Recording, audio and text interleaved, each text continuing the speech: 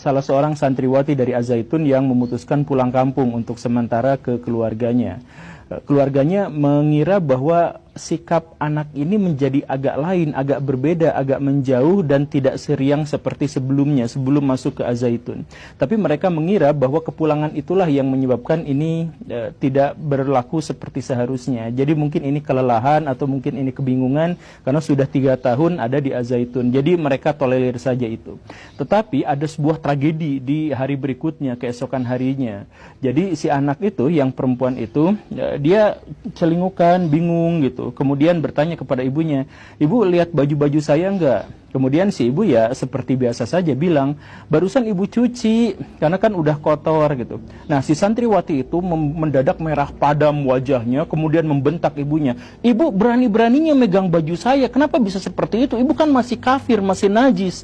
Kok baju saya dinajisin sama ibu? Mana bajunya?" Diambillah bajunya yang ada di cucian itu, kemudian dibakar, gara-gara ibunya itu katanya masih kafir, masih najis. Si ibu tentu saja shock pada waktu itu, "Kenapa bisa seperti itu? Kamu dapat ajaran dari mana? Kenapa saya dikafir-kafirin? Saya ibu kamu." Kemudian si anak itu mengatakan bahwa wilayah muslim seluruhnya itu harus ada di bawah sebuah negara. Siapapun yang ada di bawah negara Islam yang menjalankan syariat Islam, maka dia muslim, dan siapapun yang ada di luar negara Islam, negara togut seperti Indonesia ini, maka semuanya adalah kafir. Si ibu nangis, si ibu panik, ngomong ke ayahnya, si ayahnya langsung nyari bantuan, dan cerita ini sampailah ke Pak Atian Ali Dai. Seorang dai yang sangat keras, sangat tegas kalau urusannya adalah kemungkaran dan kesesatan. Mendengar cerita itu, Pak Atian Ali langsung membuat sebuah investigasi, mengumpulkan massa, cari informasi ke sana ke sini, dan akhirnya disimpulkanlah menurut Pak Atian Ali bahwa Az-Zaitun ini adalah pesantren yang merekrut NII KW 9, pesantren yang merekrut orang-orang untuk menjadi separatis, untuk membuat orang-orang mengkafirkan semua di luar golongannya, di luar kelompoknya. Lu kafir, dan mereka semua, orang-orang itu secara berkala masuk ke kampung-kampung, masuk ke kota-kota untuk merekrut anggota, untuk merekrut jamaah, untuk diambil uangnya, dan kemudian untuk dicuci otaknya. Mereka biasanya punya modus bahwa kalau kalian hidup di Indonesia, Indonesia itu kan tidak menjalankan syariat Islam. Kalau tidak menjalankan syariat Islam, berarti pemimpin Indonesia itu bukan imam kaum muslimin. Sedangkan di dalam Islam dikatakan bahwa orang Islam itu harus memiliki jamaah. Hanya itulah yang selamat. Jamaah itu dipimpin oleh seorang imam, yang tentu saja itu sesuai syariat. Kalau misalkan dipimpin sama presiden, yang dia dipilih oleh muslim dan non-muslim dan tidak menjalankan syariat Islam, maka presiden itu kafir. Kemudian orang-orang yang tunduk taat pada peraturan-peraturannya juga adalah kafir. Nah, biasanya doktrinnya itu adalah seperti itu.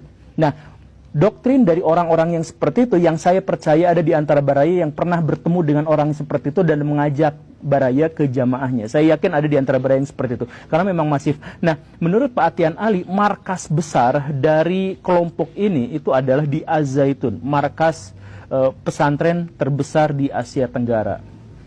Investigasi berlanjut, dan tentu saja bukan hanya dilakukan oleh Pak Atian Ali dengan FUUI-nya, tetapi melibatkan banyak sekali orang, banyak sekali pihak. Ada MUI masuk ke situ, ada NU masuk ke situ, kemudian banyak jurnalis, media-media, penulis buku, termasuk juga BIN masuk ke situ. Ada Al-Haidar sebagai tokoh yang sering mengamati terorisme dan sebagainya juga masuk ke situ dan menulis bukunya dan sebagainya. Dan kesimpulan dari investigasi-investigasi itu hampir serupa, yaitu bahwa Az-Zaitun itu adalah pusat dari gerakan NII Komandemen Wilayah 9 yang mengkafir-kafirkan kelompok lain yang ingin separatis terhadap Indonesia dan lain sebagainya. Pak Atian Ali di suatu kesempatan di Masjid Istiqomah Bandung itu berpidato sambil marah-marah, berorasi sambil bercucuran air mata. Saudara-saudara, bayangkan bagaimana seandainya saudara-saudara punya anak, dididik dengan baik, dikasih agama dengan baik, diberikan santunan, diberikan kebajikan, diberikan kasih sayang, kemudian ketika dia sudah dewasa, sudah besar, masuk ke pesantren dengan harapan agar dia menjadi orang yang baik, pas kembali dia mengkafir-kafirkan kita. Apa yang harus kita lakukan kepada orang-orang seperti ini? Apa yang harus kita lakukan kepada orang-orang yang mencuci otak anak-anak kita? Inilah kerjaan yang dilakukan oleh NII KW 9 yang ada di Az-Zaitun. Kita hancurkan mereka, kita lawan mereka, Allahu Akbar. Ya, seperti itulah pada waktu itu emosinya Pak Atian Ali setelah melakukan investigasi terhadap komplek Az-Zaitun. Dan sebenarnya dari manakah ideologi takfiri NII